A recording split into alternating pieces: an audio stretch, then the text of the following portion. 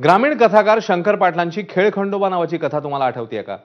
सरकारी आदेशाचा चुकीचा अर्थ काढून माणसांची गणती करण्याऐवजी वानरांचीच गणती करताना कशी वजिती उडाली याचं खुसखुशीत वर्णन कथेमध्ये आहे। ही कथा आठवण्याचं कारण म्हणजे काल निघालेला एक सरकारी आदेश। वानर पकडा आणि 600 रुपये मिळवा अशी घोषणा सरकारने केली आहे। घोषणा काय, खरं तर हे एक आव्हानच आहे। वानर आणि माणसांमधला संघर्ष खूप वाढलाय असं सरकारचं पक्क मत झालं आणि वन विभागाने या संदर्भातला काल चक्क शासनादेश काढलाय।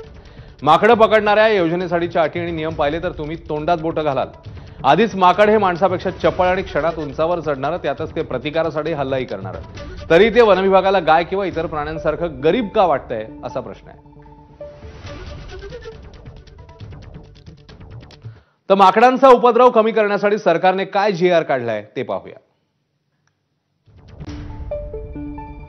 माकडांचा उच्छाद उपद्रव कमी करण्यासाठी सरकारने आता पुढाकार घेतलाय।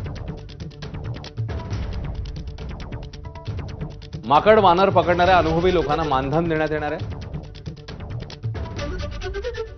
10 माकडं पकडली तर 6000 रुपये देण्यात येणार आहे। 10 पेक्षा जास्त पकडल्यावर मात्र प्रति माकड 300 रुपयेच मिळतील। माकड पकडलेल्या ठिकाणापासून 10 किलोमीटर दूर ते सोडावं लागेल।